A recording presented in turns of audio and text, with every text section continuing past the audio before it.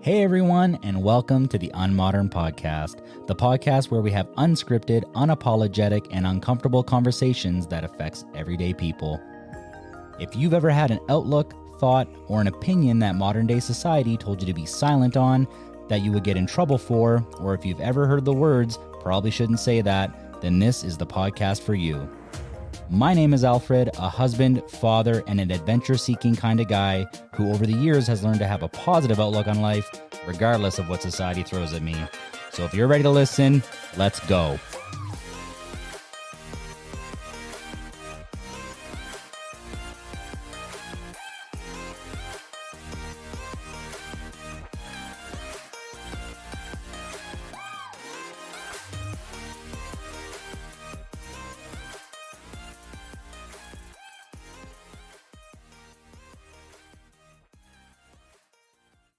Mr. Trevor Turnbull, welcome to the Unmodern Podcast, brother. I appreciate you being here, man. Thanks a ton.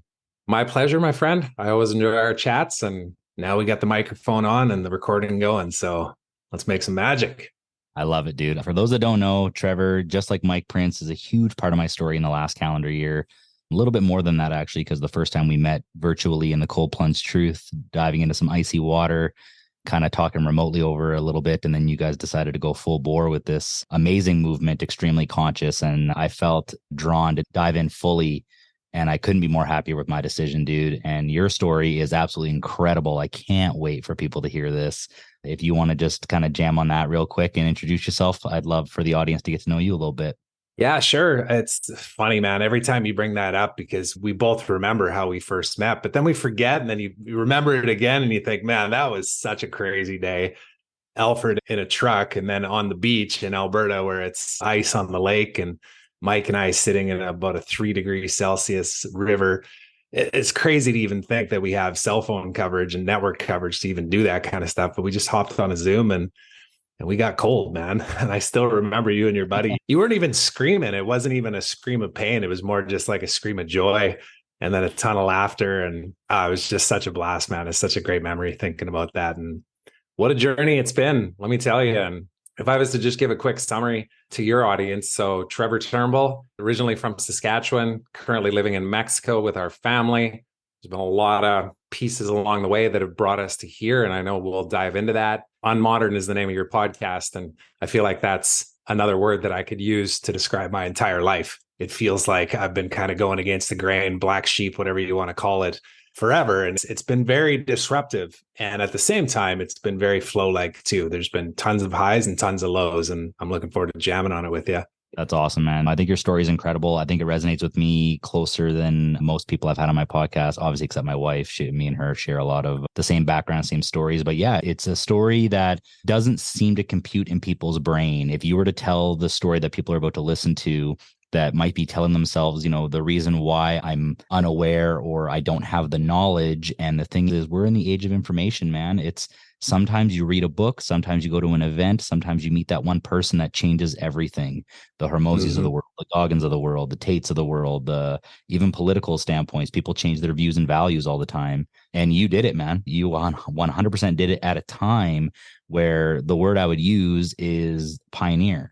Because at one point you were considered the guru of, and I think you probably still are, of LinkedIn, where you met people through people just mentioning your name. It's like, if you have something to do with this program, he's your guy. And you did that from a background that you had absolutely no business doing that, which is incredible. And I love that. I would even say it's a 360 degrees, not even 180. It's a full circle.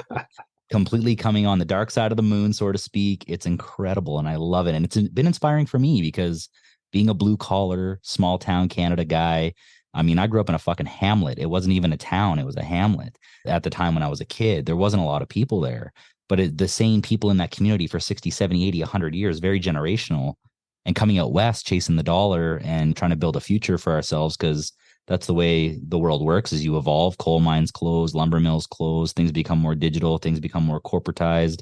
That's what we had to do as a family. And I don't think it was a bad thing. It's just, it changed.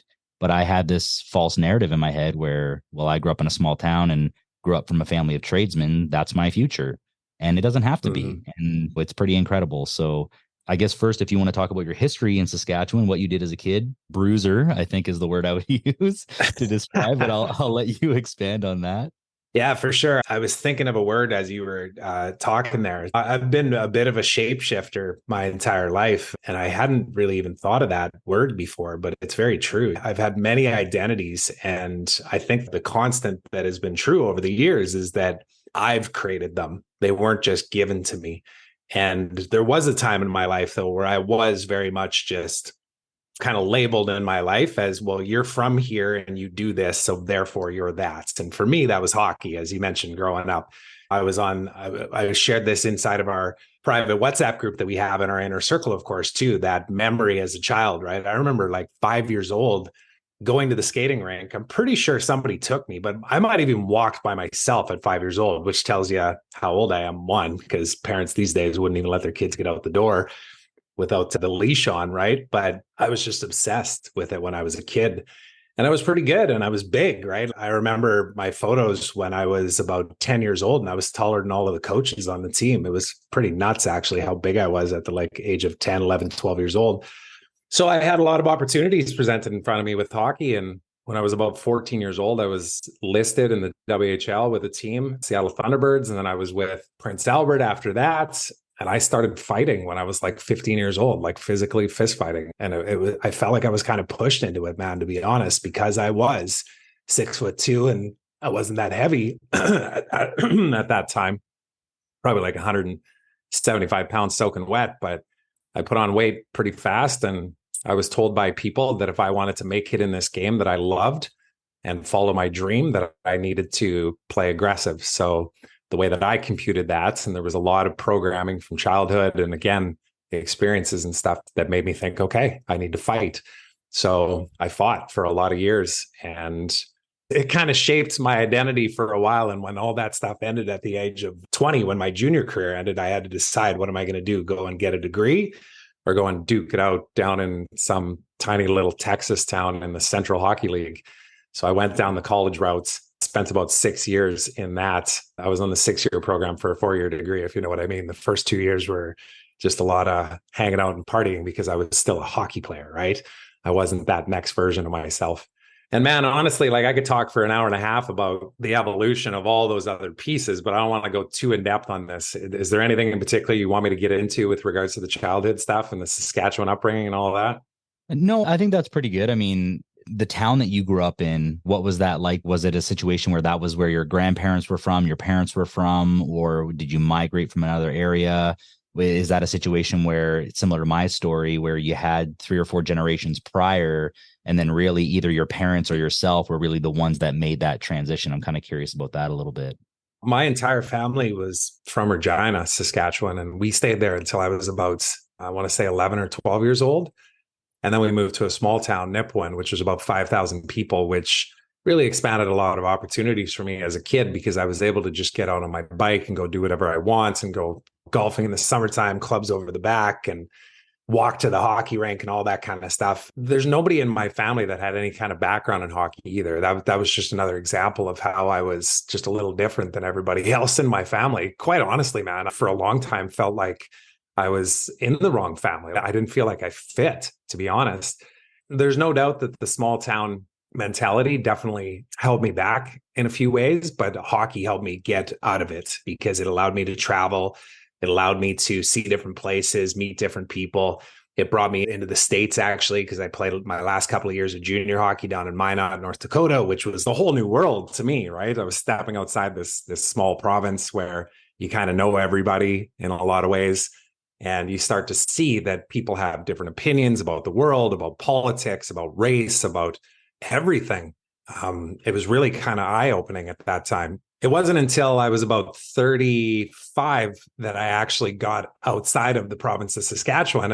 And it took me a breakdown to really get to that place. But there was a bunch of things leading up to it too that gave me the bravery to take the leap outside of my bubble that I was just so familiar with. I feel like I've constantly been a very curious person, but I wasn't always a brave person when I was younger. I was able to dive deep into things and into ideas and topics and different ways of thinking. But I feel like my environment and the people that I was hanging out with at that time didn't allow me, or it didn't give me the strength to be brave enough to start venturing down those things. And there was a couple of key things along the way, people that I met, books that I read.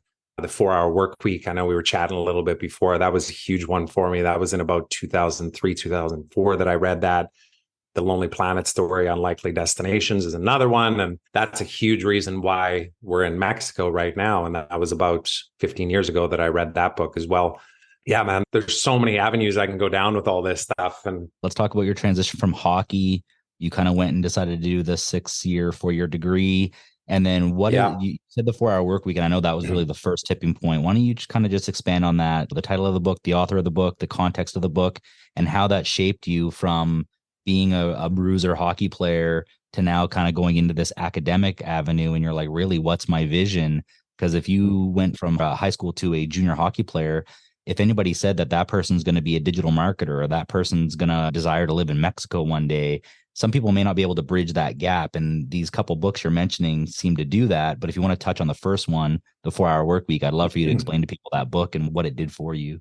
Yeah, for sure. And let me give a little context then too, with regards to some of these identity shifts. Because when I got done the junior hockey career, and I started to realize, but didn't really accept the fact that maybe the NHL dream was coming to an end, but I held on for probably another 4 years.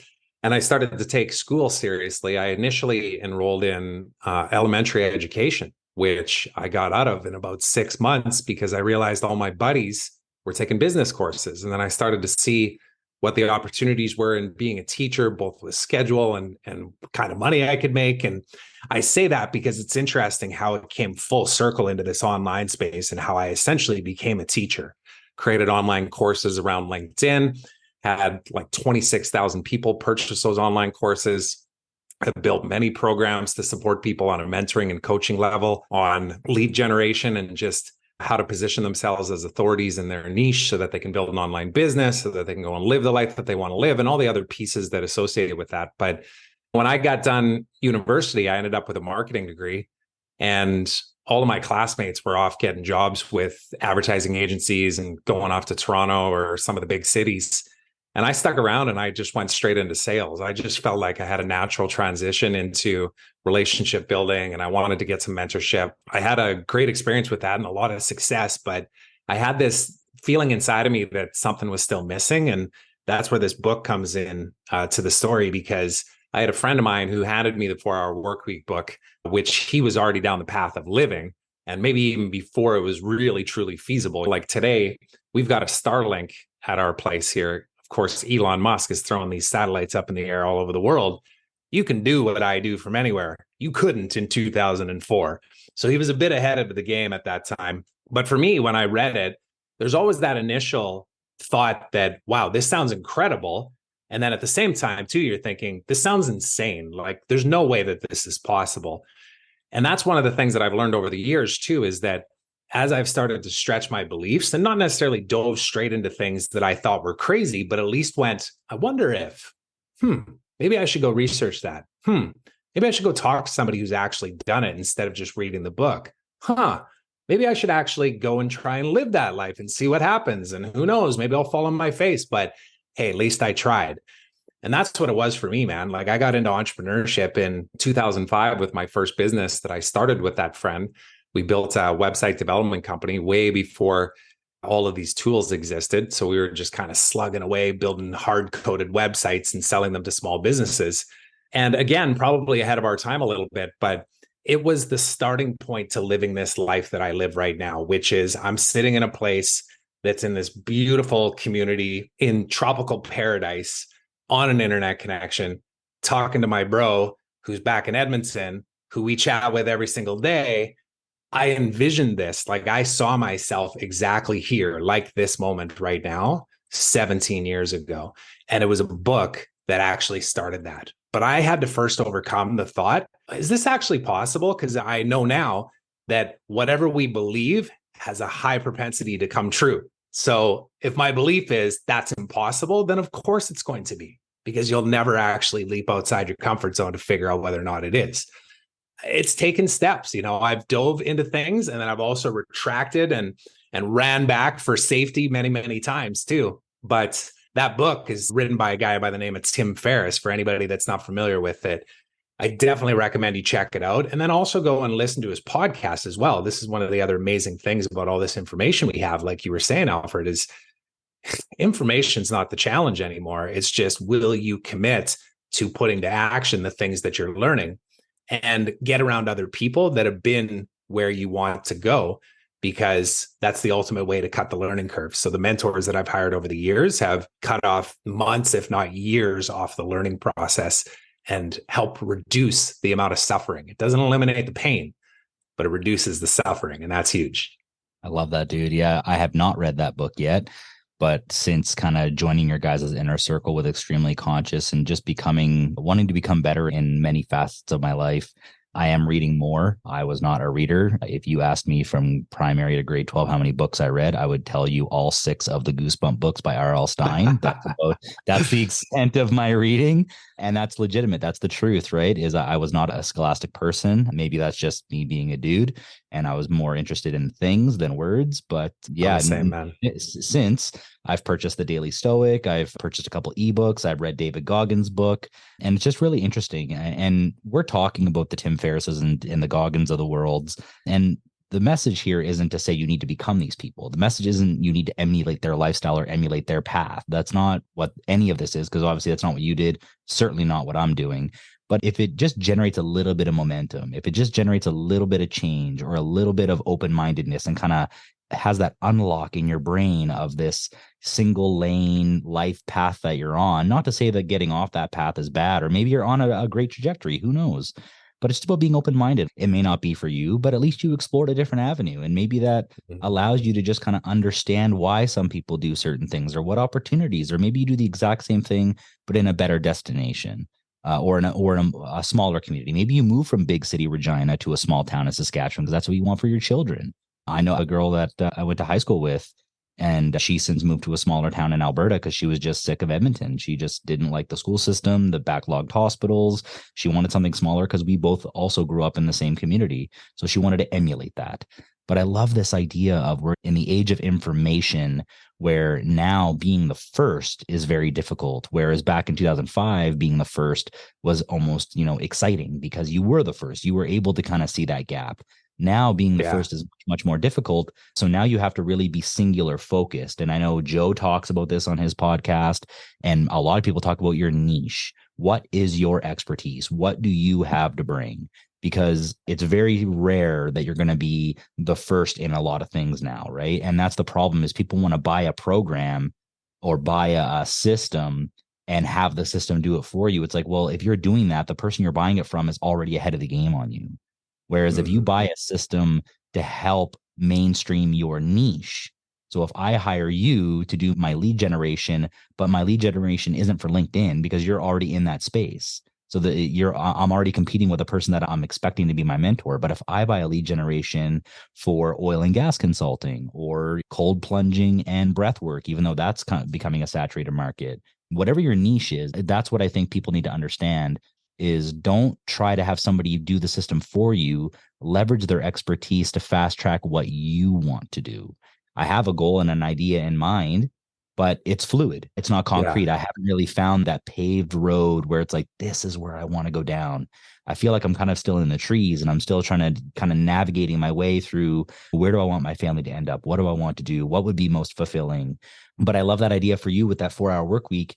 When you made that decision to read that book and kind of transition, and it kind of opened your eyes, maybe expand on that a little bit. You have a website consulting business or a website building business with your buddy. You've read the 4-hour work week. You have this goal in mind, and that's an 05. What's the next couple of years look like for you? And what does that transition like? Where is your mindset goal wise compared to where you're at and kind of what you're doing in practice? Yeah, I'll speak to what you're talking about there of if a person's actually desiring a different life, and maybe it's a completely different career path, and you're looking in this whole online space and thinking, well, other people are doing this. How are they doing this? What avenue should I go down?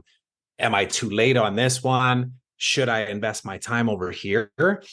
I think I got a great story and analogy for all of this. So when I was selling that first business, because we ran it for about 2 years between like 2006 to 2008.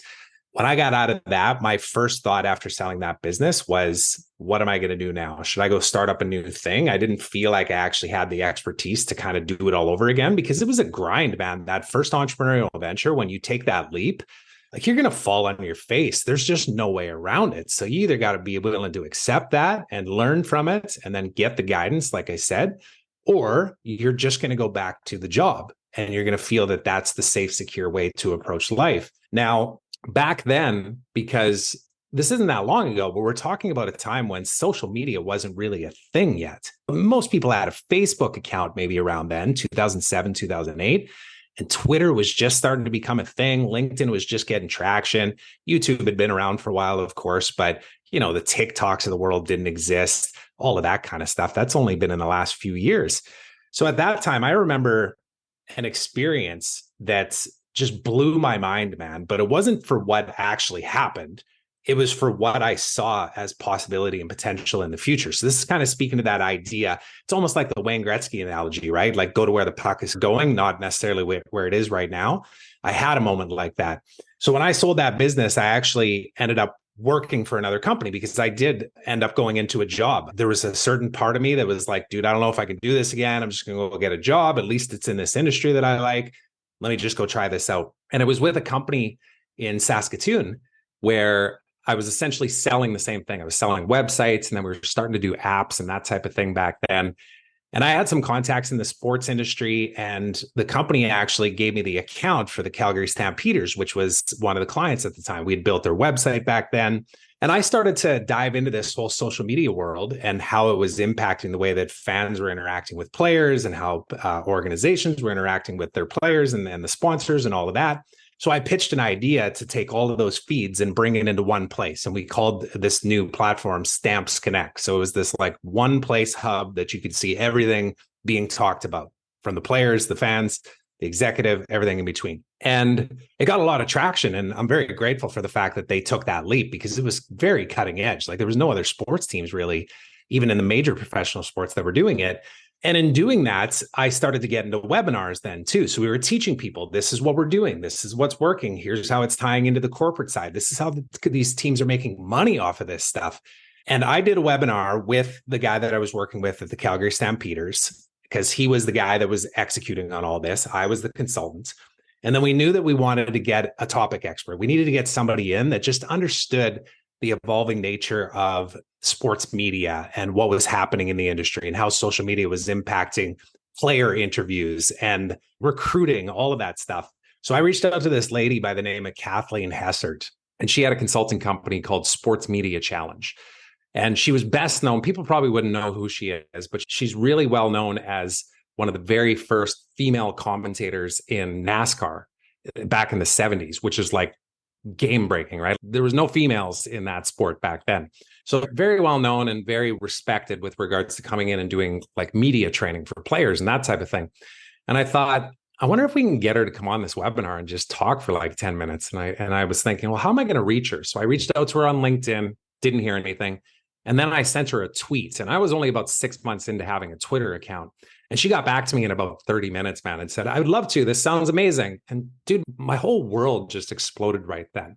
Not because of what she did, because ultimately she was coming on a webinar. Okay, sounds great. But I just realized that being in this small city in Canada, in Saskatchewan, that I was able to reach people in North Carolina that had connections to NASCAR, that were speaking with professional sports teams and athletes and coaches. And I was already down this path, and the whole world just went like this. And that was in 2009. So was that an actual industry or a business then, like sports and social media? No, it wasn't. But I dove headfirst into it. And I guess bringing it full circle to what we were talking about is that if you want to be on the cutting edge of something, one, don't ever think that you're behind, because there's always ways to innovate on these things. I think about AI technology right now. Man, people don't even fathom and understand the possibilities with this technology yet. And it's still being figured out right now. And if a person wanted to dive into that right now, you would see a whole bunch of stuff and think, oh, I'm behind. It's not true. If you were willing to put in some time to actually really learn it and figure out ways to apply it in the business world and how to wrap a business around it and be able to do that from anywhere in the world, I guarantee you within a year, maybe a couple of years, you could be doing that full time. You just have to be willing to commit to it and go all the way with it. And of course, that's one avenue where there's not a lot of standardized, like, this is how you do this best. So it's going to change a lot, right? Which can be very risky for people. So some people will be adverse to doing that. The other side is just the tried, tested, and true. The thing that comes to mind is just like Facebook ads, for example. There's tons of people that have courses on how to do Facebook ads and then how to sell your services doing Facebook ads for other people. This has been around for like 10 plus years. And sure, a person can say, oh, I'm too late to it. Look at all this competition. Man, there's so much demand in this space for something like that and hundreds of others, unique skills like that. Ideas are great, but execution is what it's all about. You got to put in the extra hours. If a person's really committed to changing their life and getting outside of their day-to-day and creating a new reality, it's kind of like Gary Vee talks about, right? You got to go to your job, come home, kiss the wife and kids, and then get to work, right? You got to do some sacrificing along the way. That's what I did, man. Like I can honestly say for about 10 years that I was in the grind. Now, I'm kind of ranting on all of this stuff because I'm on a roll here, man. But let me tell you, the grind has its consequences. If you're going to go all in on one thing, typically you are going to sacrifice something else. And for me, that was a decade of just grinding in this online space, honing my skills, getting in the right circles, meeting the right people. Joe Fier, of course, is one of those guys along the way that I met, our buddy in our inner circle. And what paid the price along the way was my relationships, my physical health. The finances were good.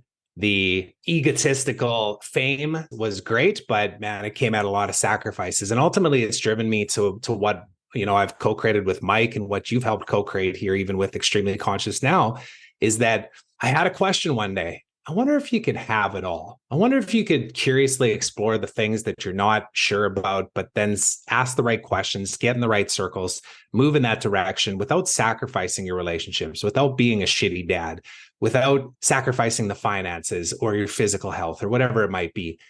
And let me tell you, it's not easy. It's not easy. You can attest to this, man, right? Like there's only so many hours in a day and sometimes you got to make decisions, but there is a better way to approach all of this stuff. And that's why we're having this conversation, man, is because we're able to share some of these things one micro story at a time. Somebody's going to listen to this and one piece of it's going to land and they're going to go, I should go check that out. Never heard of this Goggins guy before. I'm going to go Google that. What is this book that they talked about? I'm going to go read that. That's all it takes, man. It's just a little spark, right? And that lights a fire. And before you know it, you get around the right people and your life changes dramatically. Look at what we've done in the last year. All of us in our inner circle, collectively and individually. It's mind-blowing, that. And at the same time, totally predictable because we stayed the course. We rode the storms out. Rant over. I want to unpack that a little bit because you talk about the grind. I felt like I've grinded in my life. I've done the 24 night shift shutdowns. I've worked Christmas, birthdays. There's kind of a running joke in our family and our friend circle where, where's Alfred? Is he working? That's kind of the first conclusion they come to, right? Because, you got to put in the time, in the hours to build up a life. And I want to pose a question to you real quick is you talk about you had that epiphany one day where it's like, can I have it all? Do you think that would have been possible? Or do you even think that question would have arose without the 10 years of grinding? Yes, I think it would have arose for me if I would have trusted myself and made a leap earlier on. And I'll frame it like this, man. We both have grown up in small towns and small town mentality. I'm super grateful for the lessons learned and the integrity and the hard work mentality, man, of like, you want something, go create it, go grind it out, put in the long hours, you can build whatever you want. But it also created a mentality for me that said, I don't need any help. I'm going to figure this out on my own. I'm not going to spend the money to bypass the learning curve to then jump ahead in the line without totally bypassing all of the lessons that need to be learned in multiple areas. But man, looking back on it now, the biggest leaps that I've had was when I made the uncomfortable investment in myself with my money and my time to hire somebody to guide me along the path, not to tell me what to do, because I don't believe that that's actually the right way to go about things. I think that You need somebody to be able to hear what you want to create as a vision for the future and then say, well, here's what I tried and this is what worked for me. Now that was 5 years ago. So things have adapted a little bit here. But if I was you, I would maybe look into these things. Which one feels most aligned for you? And then you make the decision, because ultimately it's your life, it's your decisions, it's your time. But man, you don't know this until you actually do it, because a lot of times we all have the stories of, well, I don't got time for that and I don't got the money for that. But what are you sacrificing in order to take the slow route and the painful routes, to take all the shots along the way? You're sacrificing everything. You're sacrificing your time. And if I was to do it all over again, I would have invested in myself earlier. I would have not just stood behind the scenes on the computer, watching the courses, consuming the inspiring videos, checking out the podcast. And instead I would have got to work and found somebody to guide me along the way. I have a little bit different perspective to it because, we talk about the shining light people. We talk about the Hermosis, the Goggins, the Ferrises, all these people. And one person I really gravitate to is a gentleman named Justin Waller. He's in Andrew Tate circle. And I know that's a super controversial person and all that stuff, but Justin Waller is really cool. He comes from a small town in Louisiana. He's very humble. He's created movements like to buy a man a beer. If you see a man in coveralls covered in asphalt or covered in drywall dust, you see him and you're trying to buy a sandwich for lunch, you buy him that lunch, right? You just kind of reward that. And he was on a podcast. I think his name is Stephen Graham, kind of a financial guy. He lives in Vegas and he has, I think it's called the Coffee Hour podcast. He was on there talking about fitness, dating, all that stuff, but he really said, and I can see this in current realities. He said he believes in 10 to 15 years, you're going to see YouTube videos, Instagrams, TikToks, people talking about what's the next hack? What's the next I'm going to make a lot of money in a short amount of time by learning a skill or learning how to do something. And he said it's going to be being a plumber, being an electrician, being in construction. Mm-hmm. He's like, because now this movement of digitizing everything and working from home, you're noticing, like the other day, we had our drain clog in our shower and we called an after hours plumbing company. They wanted $275 an hour. That's fucking bananas. That's fucking bananas. We were talking, for instance, every year we order a cow to feed our family. It was economical. From last year to this year, and this is actually almost to the day, 1 calendar year since we ordered it, it's gone up 30%. And it's not gone up 30% because of the cost of a cow. I have a friend who has a farm and he's like, I'm getting maybe 2-3% more for my animals. It's the butcher cost. Who the fuck wants to be a butcher? Nobody wants to be a butcher. So the demand is there for grassroots skills. So seeing that gap analysis and seeing what does somebody not want to do? It may not be my dream. It may not be what I want to do, but you can really make something of it. And you can really turn this into an opportunity. And that's where that grind aspect comes in. That's kind of where I'm going with this is I'm not saying you need to be a butcher for 30 years and that's the hack. What I'm saying is perhaps you're a butcher for 6 or 7 years. You grind, you learn the business, you learn the industry. But when I say learn the business, in years past, blue collar was you do your job, you head down, go, and that's what you do. Where now there's such an opportunity to do the job, but also see opportunities within the job. Shake the hand of the driver who's delivering the animals. Ask him, which farm did you pick these animals up from? Go and Google that farmer, drive out to their farm and say, I'm looking to make a little extra side money. I'd love to butcher maybe on the farm with you and cut your cost by 30% or whatever it may be. And there's all these little micro opportunities in these brick and mortar jobs that people might feel stuck in or might feel, I guess this is my life. There's so many other opportunities. Same thing with my wife in photography. I think she could easily consult with people and people have told her, why don't you outsource your editing? And she said, well, because my editing is that's my personal touch. That's how I do things. That's how she upsells her business. And it sounds hilarious because it's an inefficient way to actually create long-lasting clients. Like she's had the same clients for like 12 years. She's seen their kids grow, the couples retire, unfortunately grandparents pass, but she literally has a catalog of like 10, 12 years with the same clients because she keeps it simple. She sticks to her niche.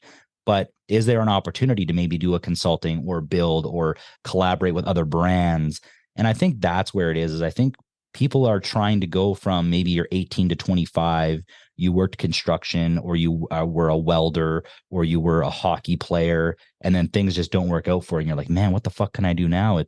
You don't need to transition away from that 180 degrees and listen to all these people say, create a drop shipping company. That's the hack. And then you kind of buy a $1,500 course and expect to kind of have it done for you. I think the grind is very, very important because nobody that I know that I look up to as a celebrity or an online personality had it easy.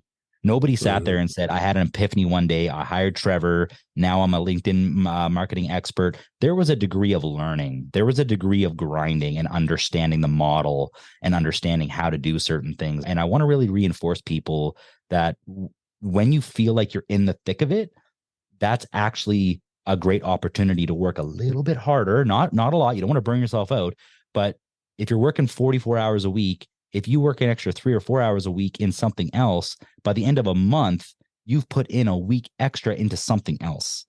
And whether that's a course, whether that's diversifying, whether that's expanding on what you already know.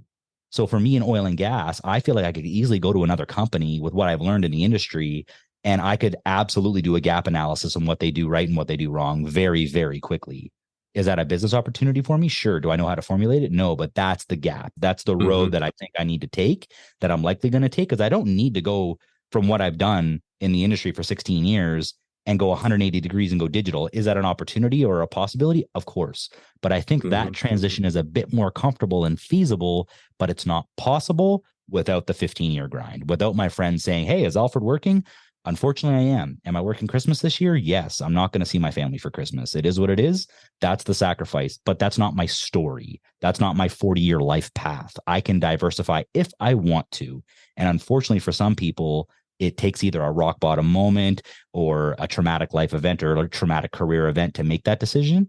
But if you can do it consciously from a proactive approach, that's, I think, the sauce. That's what I see a lot of people, the Goggins of the world, where he has his accountability mirror, or the Hermosis of the world, where he basically said, fuck you, dad, I'm driving across country and starting Gym Launch and creating a multi-million-dollar business basically in a calendar year. But he wasn't able to do that without already being physically fit.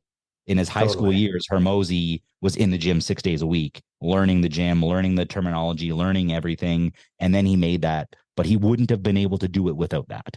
And that's what I want to reinforce to people is if you're stuck in that, if you're a teacher, there's an opportunity to go private. There's an opportunity to learn consulting. There's an opportunity to maybe become a professor at a university, whatever it may be. You're still in your niche, but you're diversifying. And that really, for me, that's my perspective.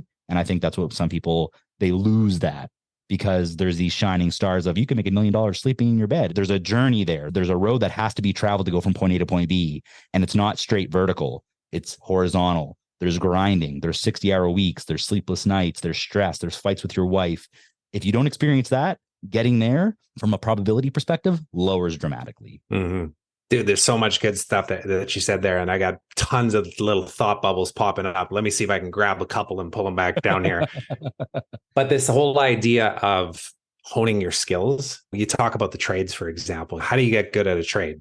You do the work. Right? You can't sit in a textbook and become a good plumber or a welder or whatever. You got to get your hands dirty. You got to get in there, a carpenter, whatever, roofer even. But you talk about all of these tools that are available to us online, like Facebook ads, like AI chatbots, like whatever else, social media in general. If a person was to look at it from the perspective of maybe you're an employee for a roofing company right now, but you see that there's a huge opportunity in your local market for more roofing companies because the work is far exceeding the amount of vendors that are even out there. You can't keep up with the work. Well, how could you possibly do that? Well, one, you need the skills to actually do roofs. Number one, can't jump that step, right? It's like Hormozy. You want to open up a gym? Can't be a fat slob, man. I don't mean to non-censor this, but let's be honest, right? You got to be in shape. You got to be eating your own dog food and doing the work. And then what he figured out too, for anybody that hasn't read his book, I haven't read his book, but I know enough about him to be able to speak about it. He went to town in this online space. He found mentors. He invested in himself. And then he applied what he learned to his own physical business. And that was what allowed him to actually grow. And then as he evolved, he then just started teaching other people what he learned along the way with a real world case study that said, here's where I started. Here's what I did. This is what didn't work. This is what did work. You should do the same thing. That's his whole freaking business model, man. It's not rocket science, right? Even his launch that he did recently for his book was the exact same thing. I can tell you, there's people that watched his recent book launch and all the things that he gave away for free and probably were like mind blowing, like, man, how is he giving all this stuff away for free? Let me let you in on a secret. The stuff he was teaching is the same shit that was being taught 10 years ago. It just came from him, from somebody that those people know, like, and trust because of the timeline of him being able to share how he applied these things and what worked and what didn't. And here's how you should go and do it too. And then he gave so much overwhelming value that everybody just all of a sudden loves the guy, and they're buying his books and they're sharing things and all of these different things. That's another model, right? That's another way to approach it. And to me, you're right. That one comes from a place of integrity, right? It's not looking for the silver bullet. It's not buying the cryptocurrency course and hoping to hit a home run, right? Or the AI bots for dummies thing, and then saying, I'm going to go sell this to all the local photographers because they need a chat bot. No, man, there's a lot of people looking for those hacks and shortcuts, and most of them never actually see it all the way through. Some people do. Some people actually are resilient enough to see it all the way through, and they are successful on it, but bring it back home, right? And the other thing I would say too is that with the way that technology is going, because I don't think people can even fathom truly what is changing in our world and how AI technology is going to change it, but there will be millions of job losses. That doesn't mean that they won't be replaced by other things where you could then diversify your skills to be able to then leverage and take advantage of these AI technologies. But if you don't adapt to this and constantly shift and change, you will be sitting on the outside wondering what the hell happened. That job that you think is secure will be taken out from underneath you. And I can tell you, I actually have a client that I work with right now who targets in their marketing people that have been laid off from their job, because typically they're sitting with a 401k. So they have a whole bunch of money that they might invest in another business. And this is what they do. They help match people to franchises if they're interested in getting into that business. There's been millions of people that have been fired from their jobs in the last 2 years. And you don't hear about it in the news. You don't. Millions of people that are sitting on the sidelines wondering if they'll ever be hired again. The smart ones are going, how do I need to adapt and evolve and shapeshift and change my identity to be able to live the life that I want to in the future, not just right now? The opportunities are plentiful. It's just, will you get in the right circles to expand your possibilities in your own head about what you can create just by opening your mind? It's a great opportunity, and I love the simplifying of it. I mean, I'm a traditionalist at heart, purest of purest forms. So that's why I'm always harping on the brick and mortar, the old school job model, but diversifying it to go a little bit digital. But at the same time, you talk about when millions of people lose their jobs, the jobs that aren't going to be lost is things like electricians, things like plumbers, like carpenters, things like butchers. Because the more and more we do this, and my wife and I just had this example when we talked about beef and feeding our family and how the cost of everything's going up. We're talking about expanding our garden this year. We're talking about a quick money saving hack rather than buying chicken breast and learning how to deconstruct a chicken. Like right now, buying a whole chicken is cheaper than buying 2 chicken breasts. So you get the chicken breasts, and for 10 minutes of your time with a knife, you get 4x the amount of food for yourself or your family. And it might not sound like a ton, but if you do that with 30 chickens and fill a freezer, you've just saved like $500. Yeah, and that takes a couple hours.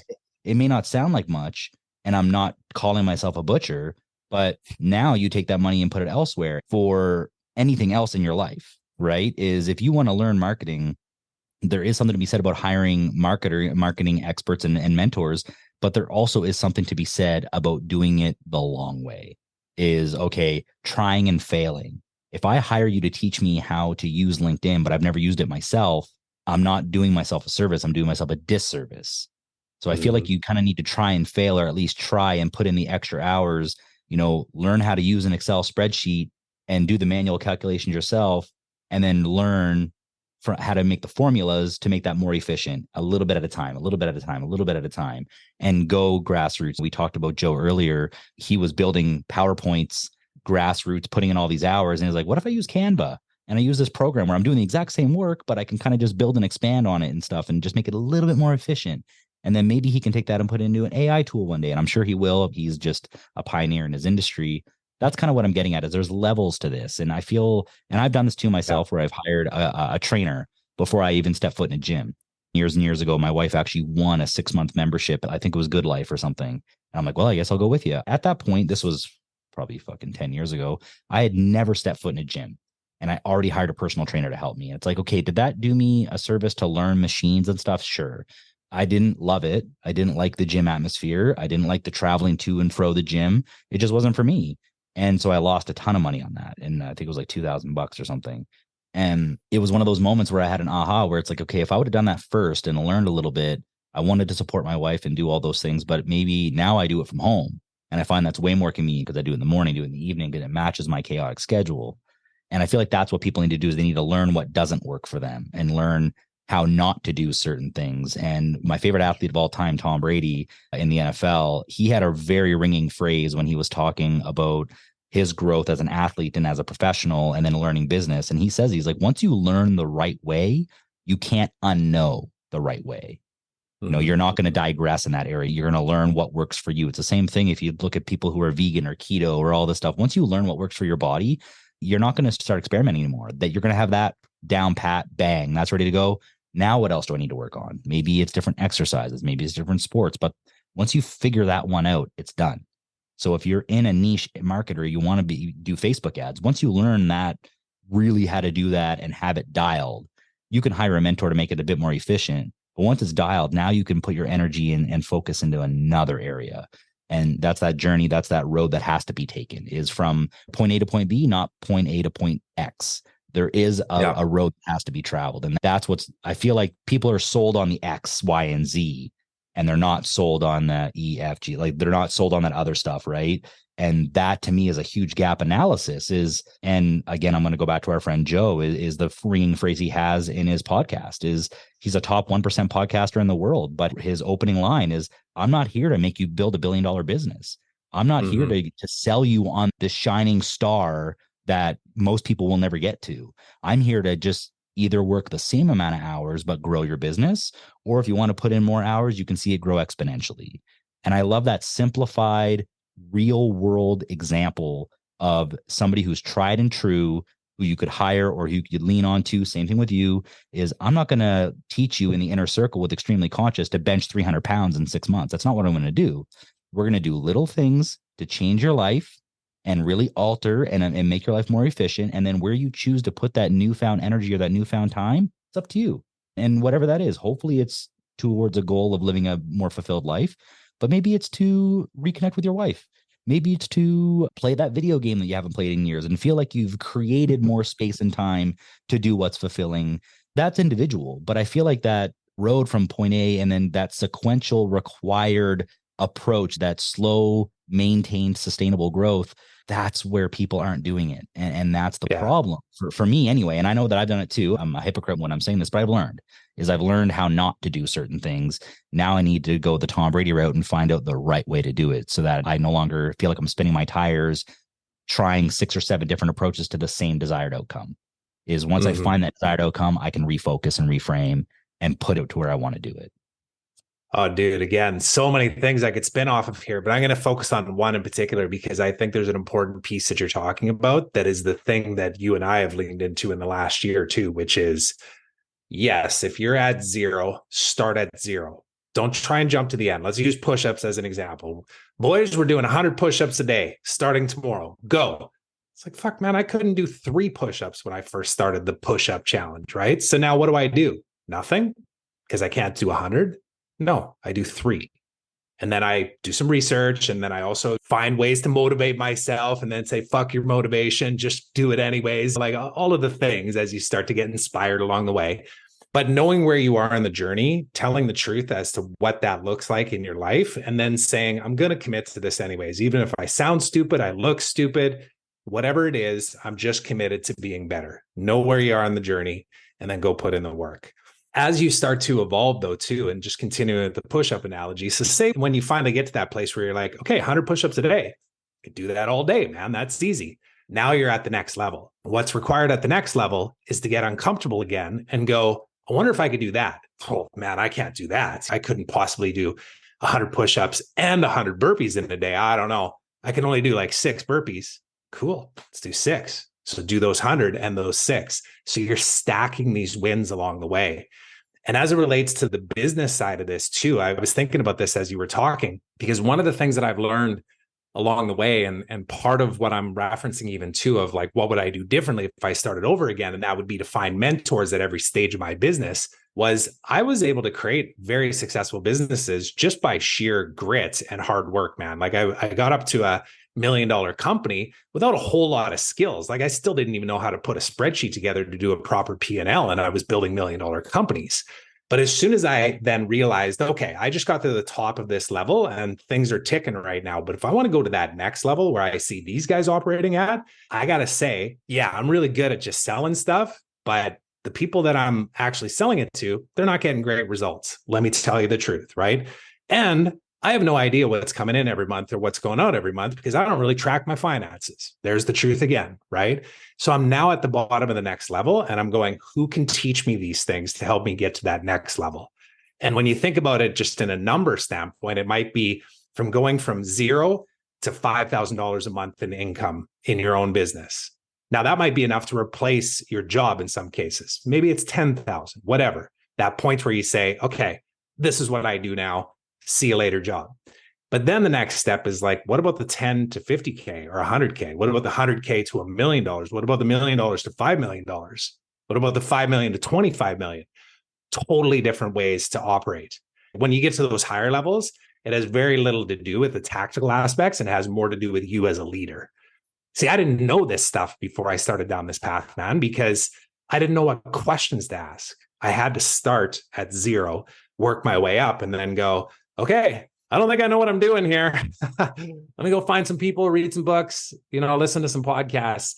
And this is the journey, man. This is it. And it's no different than what we're up to in the inner circle is that every time all of us align on something where we say, hey, boys, you want to lean into this? And we go, yeah, let's go do it. We have to be truthful of where we're at. And then we see the progress over time. And it's very easy to celebrate, which we should. We should be high-fiving each other, fist bumping and all that. But then we go, what's next? Where do we go from here? Because now we're operating at a whole new level. And when that happens, you attract different people into your life. And when that happens, you create things that you couldn't even fathom before because you just couldn't think that it was even possible. And that's what we're up to right now, right? Like we have conversations around business ideas and about expanding time, letting more of the things that light us up in and pushing away and saying no to the things that don't, making purposeful time to like connect with our partners and our kids and just all the aspects of what it means to have it all in life, which is not to have success and fame and money. That's one lane. And it's a very small one, in my opinion, because once you're a small town Saskatchewan or small town New Brunswickan, if that's what they call them, you're trained, like it's in you to grind it out. It's almost a given that you will go make the money that you need to make because you will work your ass off to go and get it. It's all the other pieces. Are you willing to lean into how you can create vulnerable conversations in your relationship? Are you willing to lean in to being patient and present with your kids when you're busy? Because everybody's busy. All of these things, I don't think I was even thinking about up to about 2-3 years ago because I was just in that grind mode still, right? And it took a breakdown to actually have me go, maybe I need to slow down a little bit here and reflect on what's most important in this life, but not give up anything along the way. And the thing is, when you can slow down mentally, I feel like that's the first thing to slow down physically, or that's the first step in slowing down physically. I know when we first met, I want to transition this a little bit from business because I feel like there's some nuggets in there for sure, but there's also some juicy stuff I want to get into because me and you align on a lot of stuff. And when we first met, you were living in Kelowna, a couple doors down from Mike. You guys had this big, hairy, audacious goal of starting this men's kind of, you're going to do the work, so why not share it? And I feel like this wouldn't have occurred if you and Mike hadn't met, because Mike is kind of the practical approach. We talked about it on the podcast I had with you guys, where his 6-pack abs were kind of an inspiration, I'll say, but also kind of a point for both of us. Yeah. But then you had that sales teaching desire to spread this, so that if it works for me, it'll certainly work for other people, and other people will want this as well, because people have more in common. They really do realize for 100%. And I'm a firm believer of that. But where I want to take this is when we first met, you were in Kelowna in the infancy stages of planning a move to Costa Rica.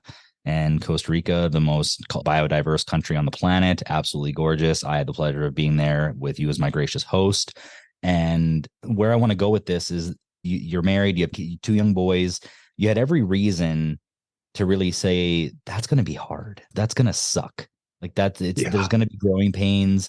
Kids are going to cry on the flight, adjusting to school, sweating all day in the heat. Does the AC work? Rolling blackouts that I know happen there all the time. Why would you move there? And if you want to talk about that mentally, because you moved at a time when things in Canada were really terrible, and they really haven't gotten much better, but they were really terrible. And I know you have a hat that says small fringe minority, which I fucking love. It's right over there. Yeah, Yeah, wore it it this is. And morning. then I have my signed Ted Nugent hat. Yeah, about all that stuff. And people may not know who these characters are, and I'll let them kind of go down their own path with that. But if you want to talk about that mental transition and kind of because I feel everything that happened was probably a catalyst to really set on fire your desire to get the fuck out of Dodge. And Yeah. yeah, and I'm starting to feel that way too. And we have this discussion all the time. We talk about the desires and wanting to do it, and it's uncomfortable. It's scary, but you fucking did it, man. You did it at a time where it was the most uncomfortable, it was the most turbulent, and yet you did it. And if you want to talk about that transition and kind of how that affected your mindset today, when you actually pulled the trigger, when you first landed and you smelt the salt water and you felt the 35 degree and you were living this open air life of visiting and building a community in this town in the tropic destination. If you want to talk about that transition a little bit from Kelowna to Costa Rica, all the doubts in your mind, and then how they were quashed when you got there, but then new ones came about. If you want to talk about that. Totally, man. And let me just be clear right off the bat with this too, is that it's still uncomfortable. It's still scary. It doesn't go away. That is the key thing in everything that I'll share here, is that I've just got comfortable being uncomfortable. And I've got really comfortable saying, fuck it, I'm going to jump.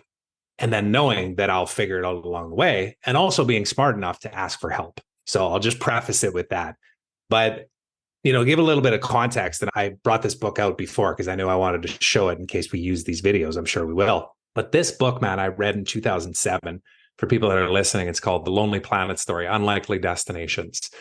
So it's a story, an autobiography story of the couple that founded the Lonely Planet books, the little travel guides, right? Before the internet exists, you took a little book with you on where do you go eat when you're in Thailand, and how do you speak the language, and how do you get a bus, and all those things. And this couple at the time traveled from England all the way down to Australia. So they went down through like Afghanistan when you could travel there. They went through Southeast Asia. They documented the whole journey. And then they sold these journals. And then eventually they hired more people and they started making journals all around the world. Then they had kids and they thought, well, is that it? Do we need to sell this business now? Life's over. We got kids? No. They took their kids with them. They went up to Mount Everest to base camp. And their kids were along for the journey the entire time. I read that book in 2007, and it was another one of those aha moments along the way where I thought, yep, that's the life. That's it. I have no idea how I'm going to create that, but I'm going to figure it out. And then I saw this whole digital online world, because you talk about me going from like being a hockey player to kind of stumbling my way through entrepreneurship to eventually finding a niche in the sports industry and then diving into this whole digital marketing stuff. I just saw it as a path to be able to get me there. And I saw the way that the world was changing so fast and continues to, that at some point I'd be able to be in this office talking to you with a satellite on the roof from Elon Musk, and we could just have a normal conversation like I was sitting in that room next to you and on that other microphone. So it's been a long time coming. I'll say it that way. But to fast forward it to the time of actually deciding to go to Costa Rica, we had travel plans in May of 2020 to go to Costa Rica. And we know what happened then, of course. Everything got canceled. Everything got shut down. And of course, not knowing what's going on. I said this to somebody yesterday. There was so much uncertainty and just fear in the world at that point too, because the only recollection that people had of these like viruses that might destroy the world was the movie Outbreak, man. All we could think about was freaking monkeys and everybody dying. So we were like, I will do my part.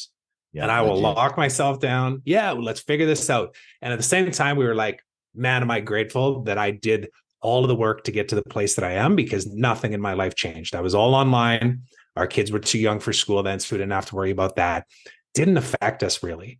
But then as things started to transpire and we had another trip booked for December of 2021, and then that one got canceled because I wasn't able to fly for obvious reasons. For those of you that don't know, read between the lines. That was what really kind of set me off, amongst a few other things of just feeling burnt out from my work and whatnot. But there was a whole bunch of transitions that happened for me at that time where I started questioning everything, not just what was happening in the world with all of the pandemic stuff and everything else, but just everything in life, man. And we just knew that we wanted to get out of Canada, not for the sole reason of that, but that we wanted to pursue this life where we could go to anywhere in the world and we could live there and we could put our kids in school and we can live that lifestyle and I could surf every day. So we ended up in Costa Rica last September in 2022. And yeah, dude, like if a person's ever landed in a tropical location, leaving a place that's -10, -20, -30, it hits you like a ton of bricks. Like it takes your breath away. in a good way and in a bad way, because you're like, whoa, I don't know if I can handle this. And it was all of that when we landed in Costa Rica. And then we did layer on the extra piece of, I sourced all of the local vendors to support us for the retreat, found the place. Like, it was intense, man. But this is how I'm wired now. Like, if I'm not doing stuff like that, I feel like I'm not being productive. I'm not fulfilled. Like, as you know, now I'm in Mexico and it's about 35 degrees Celsius every single day here. And you and I have been chatting about how I could stick a deep freeze in the backyard. And my biggest concern is, am I going to burn out the compressor because it's too hot outside? So I need to get some shade. And like, but this is fun stuff to me. I just love doing these kind of things. But to other people, it's just stress of like, I can't deal with that. Just give me my simple life. Give me a small town and I'll just go and cut wood and keep my own farm and raise my own animals and good to go. And that's cool too, man. You do you. I just know for me, I've been wired to kind of push the boundaries of what I think is possible. And if I can do it in a tropical location, because I love the heat and I can surf on top of that, I'm living my dream life, man. I'm living this life that I said I wanted to in 2007. And I stop myself every once in a while and just listen. I'm listening to the birds this morning. I was up at 3 a.m. because my kids are tossing and turning constantly right now. They're not sleeping well. And when I'm up at 3 and I know that I'm not going to get back to sleep, I get up and I do my morning routine and I get outside and I do some breath work and I meditate and I just listen to the sounds. And a lot of times I'll just look up at the sky and think like, this is crazy, man. Like, pinch me. Look at what I'm doing right now. So it's not lost on me, the fact that I live this life, but I'll end it with this. A lot of times people will say, man, you're so lucky. You're so lucky. Dude, there's no luck in any of this stuff. Like, none. If you could see the pain and the suffering that I've experienced to get to this place, most people wouldn't want to do it. But that's what I'm driven to do now. It's another reason why the extremely conscious stuff exists, is that for anybody that does want to lean into all of these things of like, I don't think I can do that, but maybe if I got around the right people, that's why I do this, man, because I know what it's like on the other side of that. I know what it's like to stretch your beliefs on like, oh man, I'm just not good at working out. I'll always be a little overweight. It's just who I am. Nah, that's a story you tell yourself. It's just not true. My wife and I have talked about that for a long time. You've already mentioned it. We come from a small town and it took gumption for my parents to move out west to a place they weren't familiar with, to leave their friends and family from a generational community and make that leap because they felt like they didn't have a choice, because they had desires. They had ambition to want to create something bigger, that they weren't okay with living a simple life. That takes gumption in and of itself. And then to stack on another generation of their kids, which would be me and my 2 brothers, wanting to take that another step further and wanting to create multi-generational possibilities. And that doesn't necessarily only equate to money. That's not what I'm getting at. I'm getting at, up until I was 25 years old, I didn't leave 3 provinces and 1 state in the US up till I was 25. I didn't have these Mexico trips like people in Alberta talked about when we first moved out here. That blew my mind. I was just like, wow, the world's fucking massive. Holy shit. How did you do all these things? My life was very simple. A big family trip that we took would be to like Moncton, which for people that don't know is like a 6-hour drive. And it's like in Alberta would probably be the equivalent of like going to Ponoka or something. It's very small, right? It's not big, but it was big for me. That was my reality. When you talk about living that dream, and when people hear like, man, this guy moved to Costa Rica, must be incredible. People associate that with sun, beach, pina coladas, coconuts. But then you bring a real world experience to be like, try getting a fucking car fixed in Costa Rica. I'm right in the middle of that right now. Yeah. Try having an online business and the power go out twice a day at your place. How does that affect your air conditioning? How does that affect all this stuff? Try finding good food down there. And people say, man, it must be absolutely amazing. And I thought the same thing when I went to Costa Rica. I'm like, look at these pineapples, look at these fruits and vegetables. And it certainly is fantastic. But then you talk to some of the local suppliers and they're like, yeah, we don't have food regulations down here. We spray everything. And it's like, holy shit. And it's one of those really cool moments where you find out, you're like, maybe it's not as organic as I thought. Maybe it's not as healthy as I thought. You were able to explain this to me, where it's not all sunshine and rainbows. There is a degree of stress, of turbulence, of figuring it out. But that's the cost of living that life. And you're just trading one set of problems and one set of stresses for another. It's just, which one are you willing to do? Do you want to do it when it's 35 degrees and you're able to go surfing at 5 a.m, Or do you want to do it in Canada where you have the comforts of a job and probably, I wouldn't say better healthcare, but more comfortable healthcare and all that sort of stuff? Because there is positives and negatives to both, right? Yep. Yep. And I love that real world punch in the face that seeing you do it was able to give me, because I'm able to look at it and say, okay, what were some of the benefits of moving there that Trevor experienced? Is that what I'm desiring? Or is it, no, I need to start making it here, but be the change I want to see? An example I'll give you is my daughter's in a small Catholic school. It's incredible. She's in a fantastic school. And my wife has since had the opportunity to get a job there and to learn the education system and learn a little bit about it. And we decided to join the parent council. And we joined the parent council, and funding has been being cut nonstop. Seems to be a kind of a common theme here in this country. And my wife and I decided for the Christmas concert and kind of the congregation that they have every year for the kids, they put on a play. We read a few verses in the gospel. We get to meet other parents and teachers, and it's held in the local parish. They weren't able to provide milk and cookies. They're only going to buy milk, and then there's going to be no cookies for the kids. And my wife's like, fuck that. We're just going to bake cookies. And the parents looked at us like, you're going to do what? And we're like, yeah, we're going to bake 60 dozen cookies. We're going to bake 720 cookies. And that's what we're going to do. And they were just like, what? And it cost us about $160 in ingredients. And my wife and her friend spent all day on Monday, actually, so 2 days ago, baking. My oven was running for like 10 hours. It was ridiculous. Saw that. And cookies everywhere. It's definitely not helping my temptation, that's for sure. I was going to say, dude, yeah, it's like everything that you can to stay out of the kitchen. Fucking terrible. It's fucking terrible. But it was one of those aha moments where if you asked us 3 years ago if we would have had that approach, I would absolutely said, there's no way. I would have looked at that as this big mountain. I have no ambition to wanting to climb. I have no desire to want to do that. And why would I pay for other kids' cookies? That's ridiculous. That seems like so stupid. And I've evolved my mindset of I want to become the change I want to see. It's not going to mean that I'm just going to sit on my couch and bitch and moan online and live in the comment section of every fucking controversial subject. I'm just going to do what I want to do. And another one I share with you guys in June was my daughter's school doesn't have air conditioning, and my daughter came home flush, and it was like 27 degrees in her classroom, and one of the kids had to get seen by the nurse.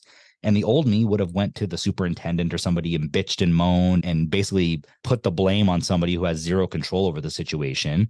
And instead, I just bought a fucking air conditioner for her classroom, and I threw it in the window and I installed it the next morning. And I was like, yeah. And there was a week of like 30-degree weather, and they were like cycling classes from the entire school to give teachers and kids a break. And I'm just like, cool. That cost me $300 of my own money and about 2 hours of my time. And that's it. Yeah. I'm done. I'm moving on. Wipe my hands of that problem. I feel great. It's selfless. Selfishly, it was for my daughter. And really, that was my desired outcome, is to make sure she had a better day. It had this ripple effect where it brought this positive change to teachers, to students, to people have that ringing phrase where it's like, oh, my faith in humanity is restored or something. It's like, but that doesn't happen if people don't put forward the effort and the time. And sometimes the money is, you have to do that. Yeah. When you're in these tropical destinations like Mexico and Costa Rica, you don't have a choice, because these are third world places. They don't have the infrastructure and these things that we take for granted in Canada and the US all the time, and other countries, of course. But that's the thing, is you can make a significant change in your own community. And I know right now in Canada, I love my country, but I'm pretty embarrassed about the leadership in this country. And to be honest, it's getting worse and worse. But I can't solve a governmental, federal, top-down problem if I don't take care of my own community first. 100%. And that's the change, is people are making a Mount Everest out of something that doesn't need to be that. And that's a metaphor for everything in your life, is you don't need to build $1 billion business. What if you build a side hustle that pays for your car? That's a fucking great change that you need to celebrate. If you want your kids to have a better life at school, get fucking involved. Volunteer at the school. Don't sit there and say, my taxes pay for the teachers and I shouldn't have to fucking do everything. You're outsourcing everything in your life. What are you doing? There's something to be said about outsourcing certain things. Like if you're not a mechanic, don't try to replace your engine in your car if it goes tomorrow. Don't YouTube that and try that. I don't recommend that. But small incremental changes. And where I'm going with this is, with Extremely Conscious and the inner circle and everything you and Mike have created, you came from a position of experience. So you moved to Costa Rica. You're like, I'm living hell right now, but I'm also putting more on my plate. I'm in a position of abundance and I feel like it's too much, but I want more. And so the answer to that is to bring on more. The answer to that is, if I'm ambitious, the answer isn't to cut everything else in my life and centrally focus. It's, you have to have balance. I can't tell my wife, fuck our marriage, I need to focus on this and then I'll get back to you when I can. It's, you have to balance everything. And I know I've mostly had men on my podcast other than my wife. And I feel like that's really a traditionally masculine kind of approach to these things, is take on more, build up those shoulders, put more on and see what you can do and show it off to people. And that's not the case. Is small incremental changes when people aren't watching and people aren't looking is what's going to change your life. Cutting out alcohol will fucking change your life. And I know some people struggle with that, but even other things, like you said, the push-ups. I had that video that I posted on my Instagram where I'm doing push-ups while fueling for gas. And this guy in a motorbike came up and he's like, he told his buddy, look at this guy. Yeah, and he starts revving his freaking motorcycle and all that stuff. I guarantee that sits in that guy's head. And that's not my desired outcome. But because I'm showing up, it's a ripple effect, man. It has a ripple effect, whether I want it to or not. And so baking the cookies, putting the air conditioner in, working on myself, having this podcast and sharing it with people. This podcast cost me money. I have subscriptions. I bought equipment, all this stuff. And if it sits with one person, that's a success. And I love that. But that's what people need to do is, if you have time to doom scroll on socials, or you have time to bitch and moan in the comment section, or you have time to go in and yell at your local counselor for not doing this or voting on that or anything, be the change you want to see. Put your money where your fucking mouth is. And that's it. Is if you start with one of those things, it'll change your fucking life. If you want to move to a tropical destination, move to a tropical destination, but just know that any change you want to make or you want to see, it's going to suck. There's going to be uncomfortableness to it. But if it sits with you and you're desiring it, know that that storm's coming, weather it, kind of batten down the hatches, so to speak. And then after it's passed and after you get settled and after you take a breath, kind of come out of that cocoon or come out of that shelter or come out of that, whatever you want to call it, and just know that this is what you want. And you're going to be that change, and you're going to be there for your kids, your wife, your community, your friends, whoever it is, or even for yourself. And I can tell you certainly, this Excel spreadsheet that you've provided us that allows us to track things on a daily, and I have it bookmarked on my laptop that every time I open it, it's there. And it reminds me, I have to do my Spanish lesson in Duolingo. I have to make sure I don't drink alcohol today. Did I get my one meal with greens in it? Did I do my push-ups? And just making that incremental change. And it's these programs like you and Mike are putting on, and many other people do it, obviously. But the one that's hit me is obviously what you guys have provided me in the last 10 months, is it's made a huge change. It truly has. My wife even said it today. We talked about, we actually game planned for next year last night about what's going to be the year of change and self-improvement, and anything we've been putting off on the back burner, it's now at the front. And whether we can afford it or not, or whether we should be doing it or not, it has to get done because we've seen the benefits. And so much good from everything that you just said there. And the one thing that comes to mind that I want to speak to related to that too is, there's a lot of pieces of what you just said, which come back to taking personal responsibility, showing up and doing the thing even when nobody's looking, creating ways of being, turning intentions into committed, focused action, right? There's a million analogies that we can use and phrases and things that'll fire you up and go, yeah, I'm that person. One of the reasons, we've already spoken about this, but one of the reasons why the cold therapy has been so effective, and what's really connected the two of us too, and all of us, quite frankly, in the inner circle, is that it has a direct relation to everything you're talking about, right? You go into that classroom, or your daughter comes home and her face is a little flushed, and you see that, you can go bitch to the superintendent, or you can just take responsibility and go create the change and do it, even if nobody acknowledges you or anything.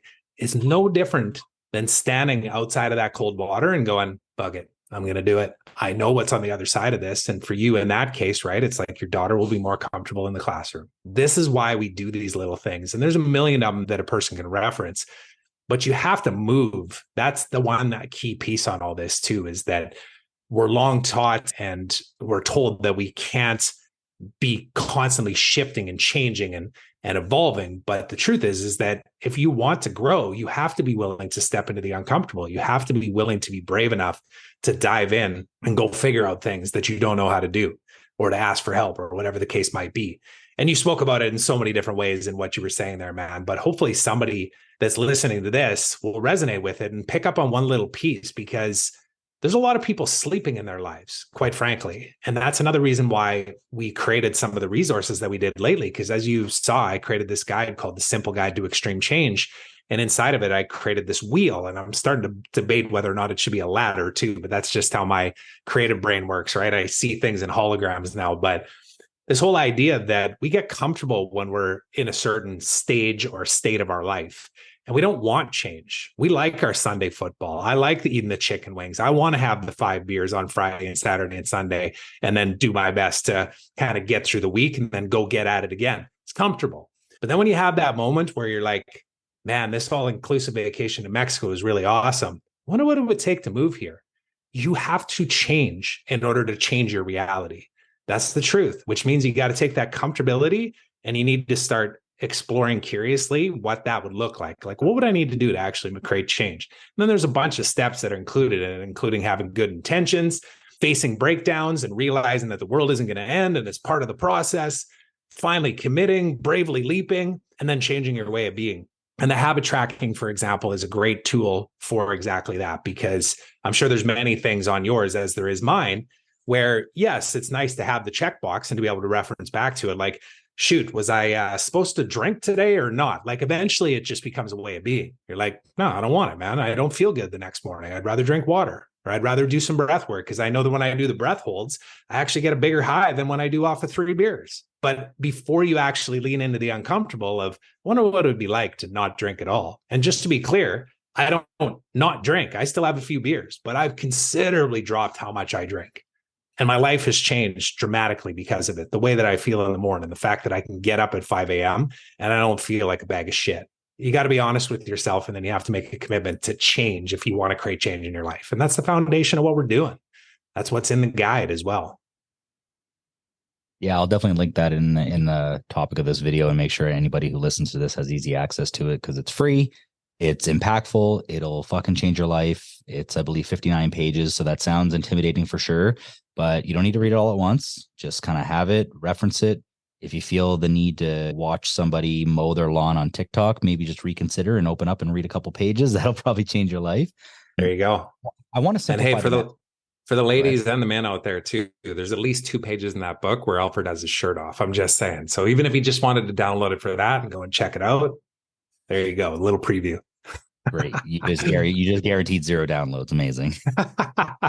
One of them, he's up to his neck, filled full of ice in a bucket. In 0-degree water.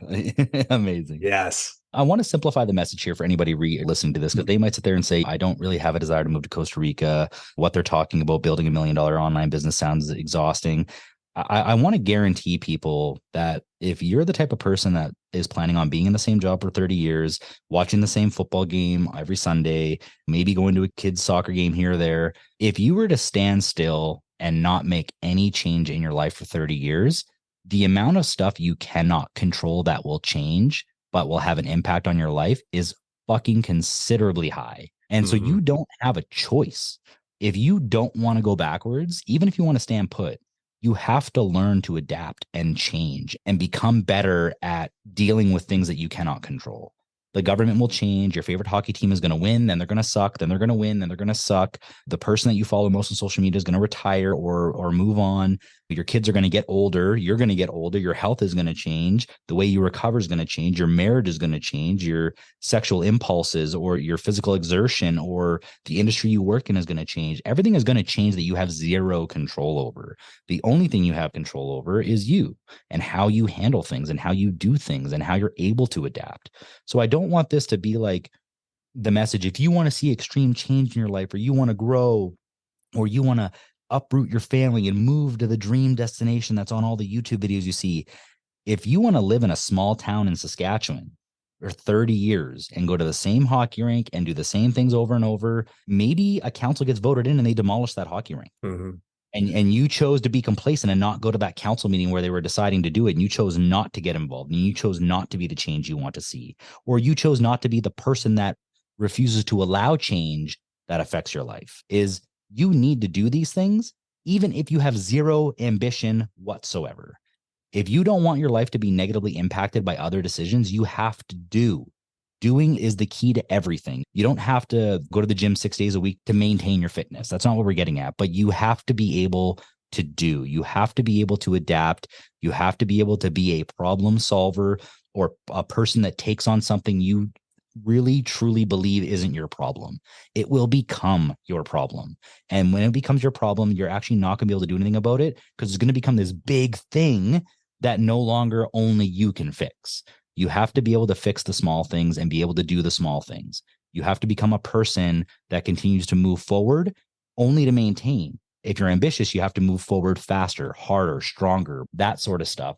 But I want people to understand that never in your life will the answer to a problem you have be sitting still. And I would argue this from a health perspective. I know I'm not a doctor, and me and you have this position where people are like, oh, you have a bummed leg, you can't do anything. It's like, no, you need to work on yourself. You can't sit in a bed for a month waiting for your leg to heal and fuck every aspect of the rest of your health. That can't happen. Oh, I can't cook good food because I'm laying down, or I can't do sit-ups because my leg is fucked, or I can't put 2 dumbbells in my arm and curl like this when it has no impact on my legs. Like, you can still do. You have to move forward. You cannot digress. And that's for anything in your life. And it's just this whole idea of comfort, of efficient, of getting things to do things for you, of getting people to do things for you. It's not the answer, man. It's not. It might be a solution to grow a certain component of your business. It might be the certain answer to fix one little problem in your life, but that's not the answer to everything. You have to get your hands dirty. You have to figure out how not to do things.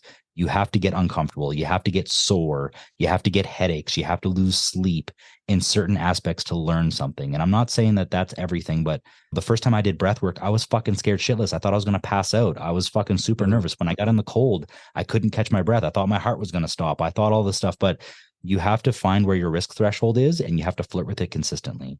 You really do. You have to sit there, and if your risk threshold is jumping off of a 30-foot cliff, jump off a 25-foot cliff 10 times.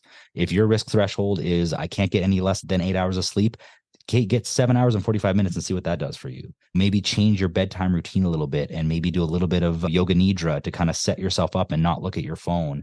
Sometimes subtraction is a solution in your life, for instance, blue light and all that stuff, but very, very seldom is that going to be the answer to even a small problem in your life.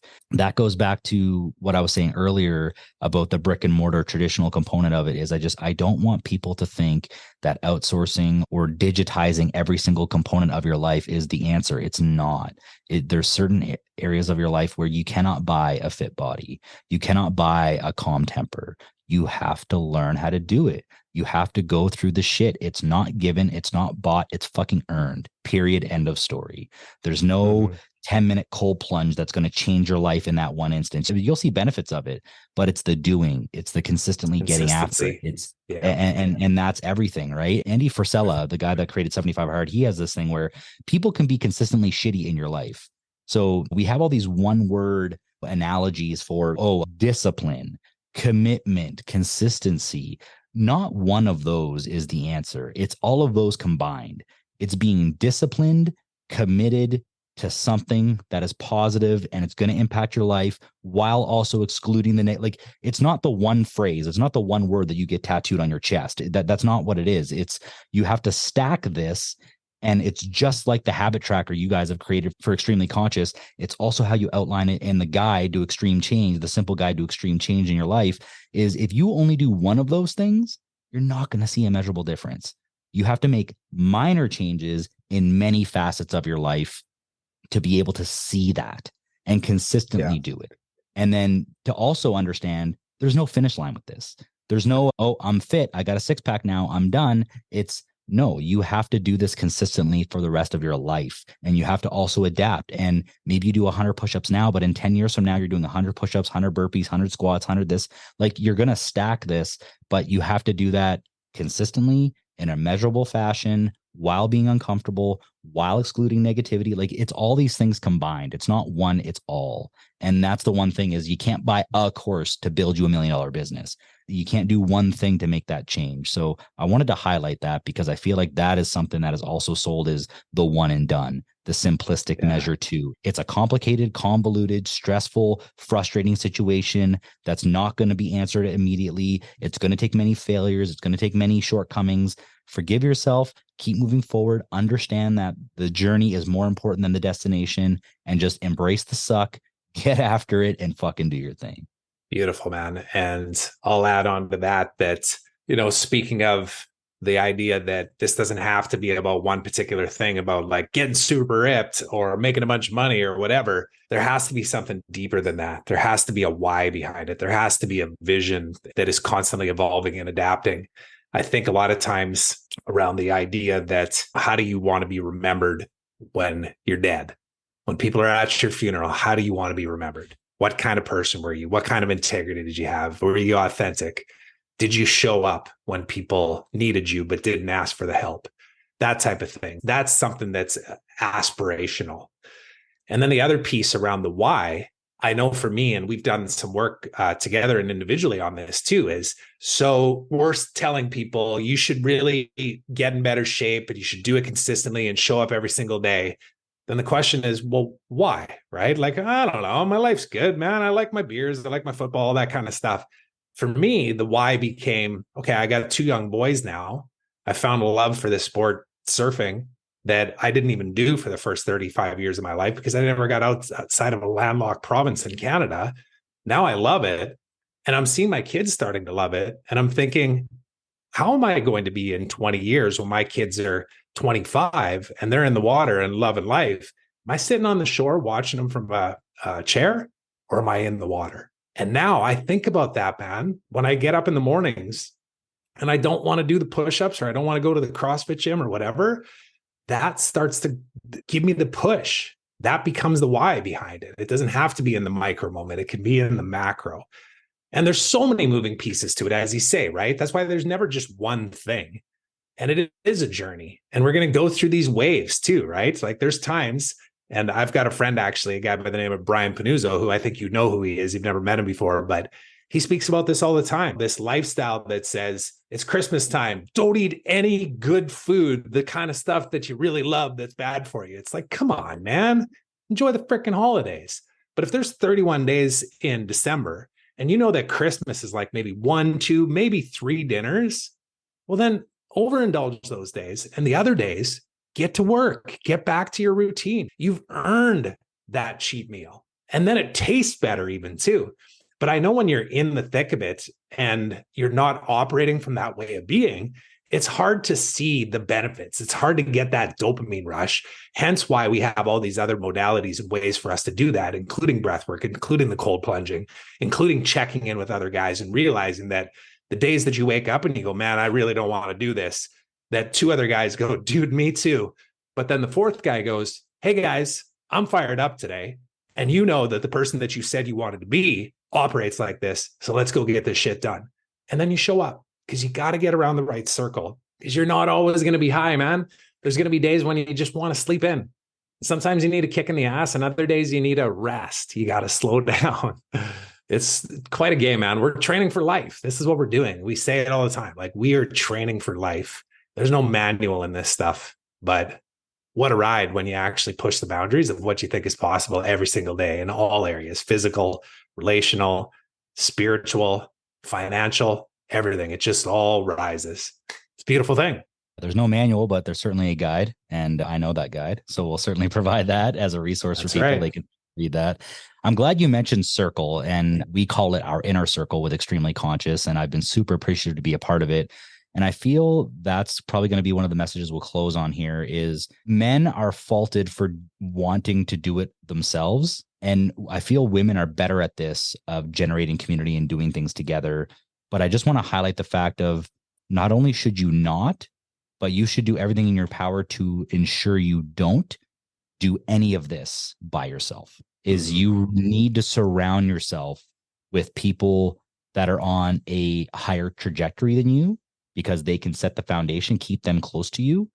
And then also keep people that as you start going down this path, you can become a leader. You want to live in, we refer to it as the mean, the average, or right in the middle of that pack. You really want to cultivate that circle and that community around you. That's a very old school mindset. It's brotherhood, it's community, it's women supporting women, it's men supporting men, it's men supporting women and women supporting men. It's that whole thing. Is my wife balances me out. My brothers hold me up. The people in my inner circle give me growth and give me goals to set. It's these people that I've surrounded myself with. I didn't know you guys a year and a half, 2 years ago, and now I consider you brothers. We actually refer to each other as our hermanos, going a little bit Spanish there. Truly, if you ask me, if people said, who are you closest to today? You guys would be top of the list. And it's not because of we have 15 years of history. It's the short history we've had together has been so fucking impactful in my life. And it's really given me a foundation, a new foundation that's allowed me to build on top, or really just demolish previous bad habits and really just set myself up for success in the future. I now know the certain things that I do well now, that impactful things in my life, are non-negotiable. They happen. And if people come into my life from years past that, oh, you were my best friend in high school, how you doing? Oh, 3 times divorced, done this and struggling with drugs, is the old me would have shut them out. The old me would have said, you're not for me. The new me wants to build them up. The new me wants to bring them in and show them what works. Now, if they buy in or not, that's out of my control. It goes back to, I can't control their actions. I can't control their free will. All I can control is me. If I keep showing up, maybe that dude's brother sees what I'm doing and he's like, yo, this looks fucking fantastic. How do I get involved? How do I do this stuff? And I might not have the answer, but I can certainly tell them what's worked for me. I can certainly point them in the direction of you and Mike. I can certainly point them in the direction of the Cam McDougals of the world, or the Danielle Grants of the world, or the Alex Hermosis of the world, whatever it is.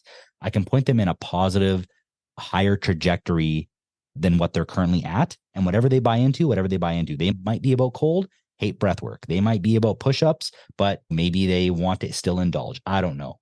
But it's this sort of thing that doing it by yourself is not the fucking answer. It never has been. It never will be. And you will find yourself failing more and more. And that goes to not only this stuff about growing as people, it's about business. If you don't surround yourself with people that have done this before, or are just as ambitious as you, or people that balance you out, maybe you're a salesperson, but you're not techie. Maybe you're techie, but you're a fucking introvert and hate other people.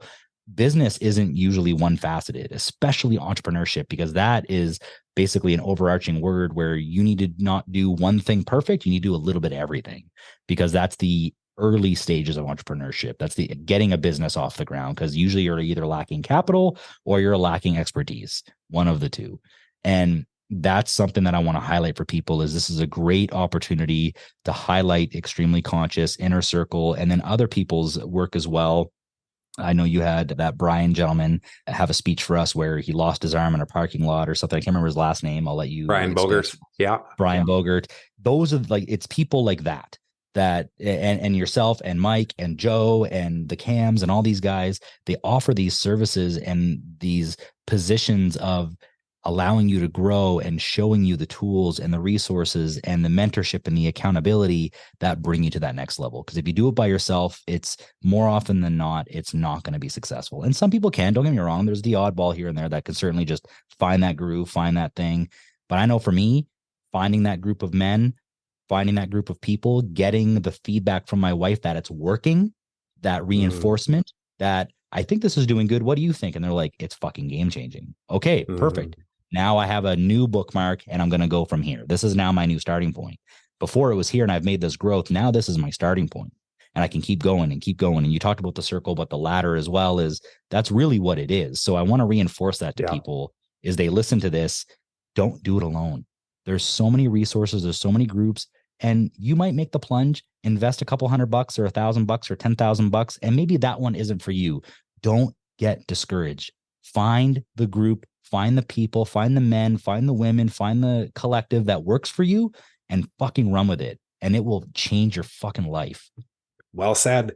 We have containers to meet people at every stage of that journey too. That's the other thing that I'll add to this is that, we have the Better Men community that we've created on Facebook, which is completely free as well. You just got to show up. That's the tagline that we have on. It's like, you want to get something out of this place? You just got to show up, man. Like there's tons of trainings. There's all kinds of inspiration. There's the people you want to hang out with are in that circle. You just have to show up.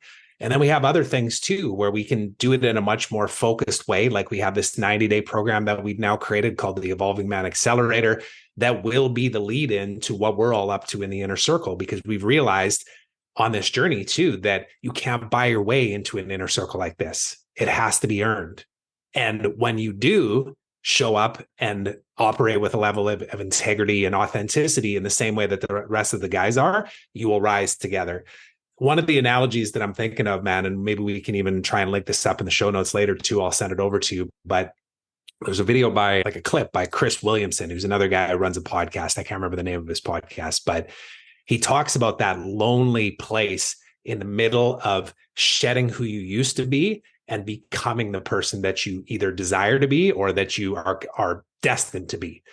You're in this no man's zone of like, that's not who I am anymore, but those are the people that I still hang out with. And I'm just having a tough time breaking free from it, right? My old hockey buddies, my college buddies, whatever it might be, my family even. And then you see this other group too, that are just operating at this high level and like making their dreams come true. And you look at it and you think, how are they doing this?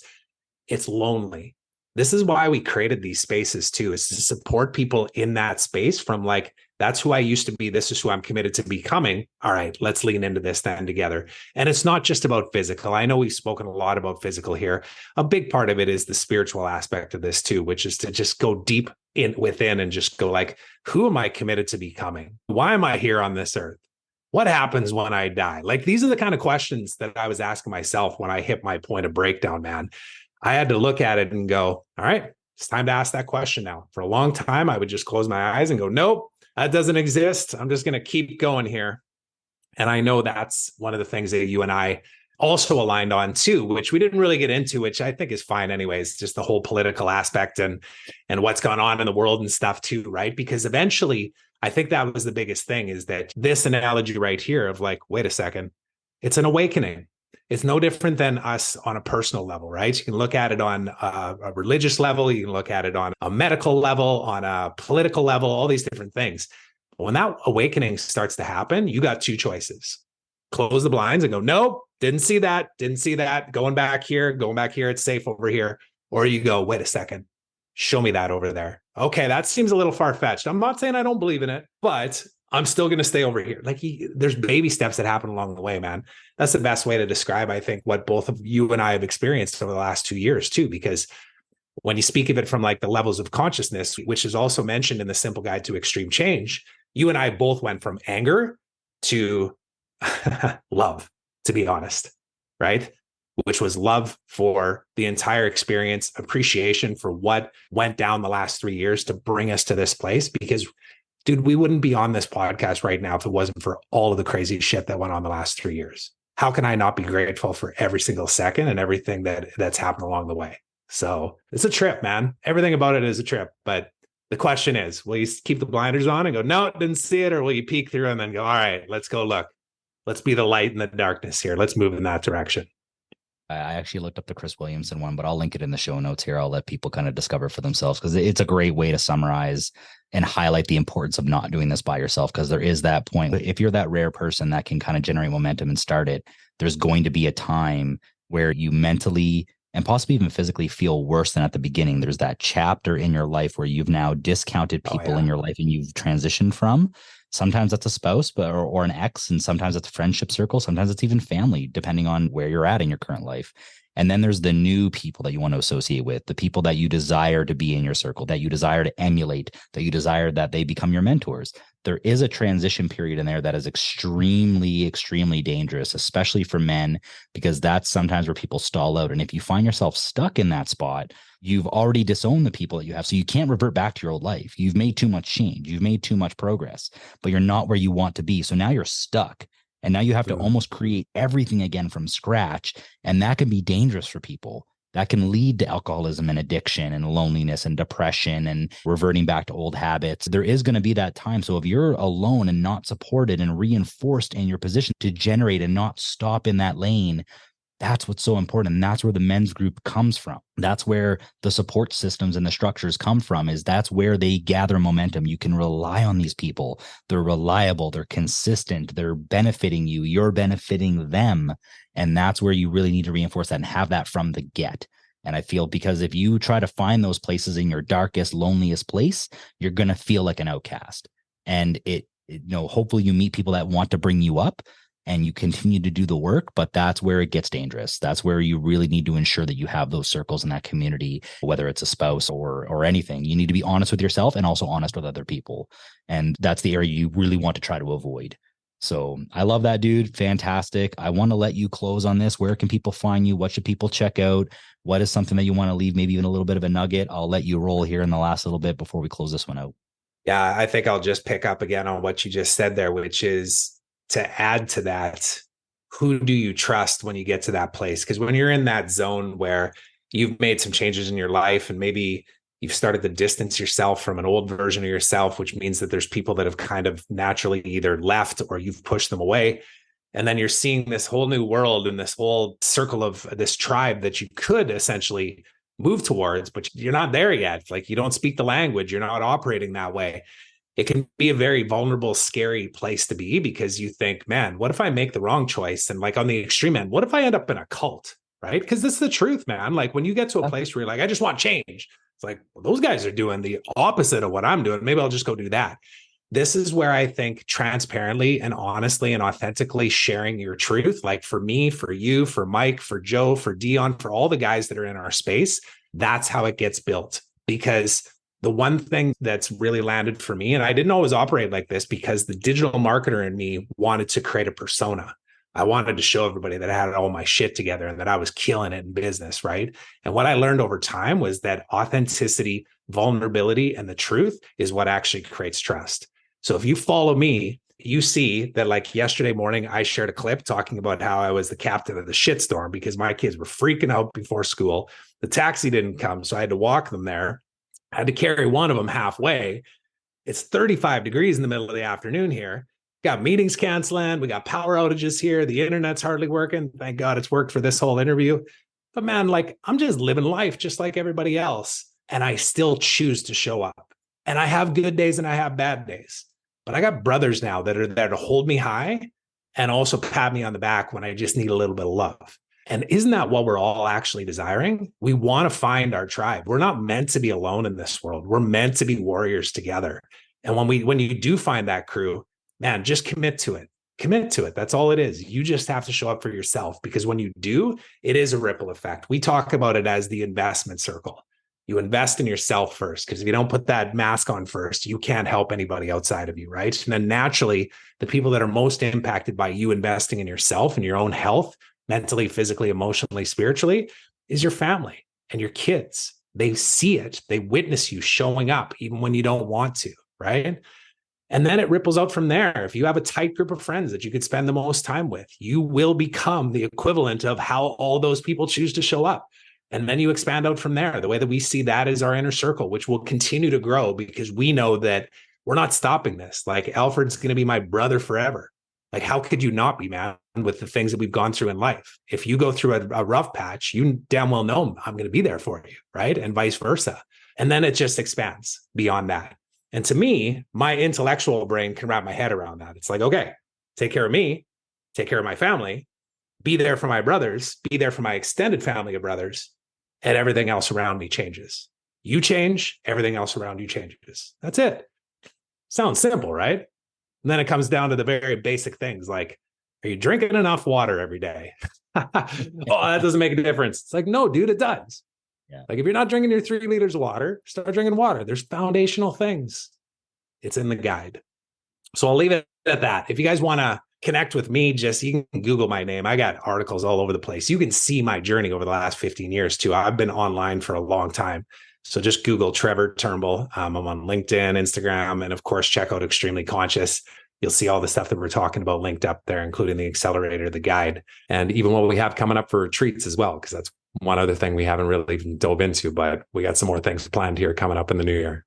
Just not stopping, man. Just keeping going. So I love that. So thank you so much for this jam session, man. It's incredible. I love talking to you. You're so insightful, so experienced, but also you're able to navigate a shitstorm and tell people in a calm, smiley way that this is the life I desired. And some people might look at that and not really be able to compute it. And I know I've been with you long enough that I know that you're exactly where you want to and need to be. So it's incredible, man. Thank you so much for your time. I absolutely fucking loved this one. Amazing. And yeah, if anybody wants to reach out to you, obviously you gave it. I'll link everything in the show notes. And yeah, that's all I got, dude. So appreciate your time, brother. Appreciate you too, man. Love you, brother. And yeah, I got a rental car showing up here. So I'm going to run off to the next thing of life in Mexico, right? So juggling all over the place. Amazing, man. Thank you so much for your time. And thank you everyone for listening. Till next time, take care.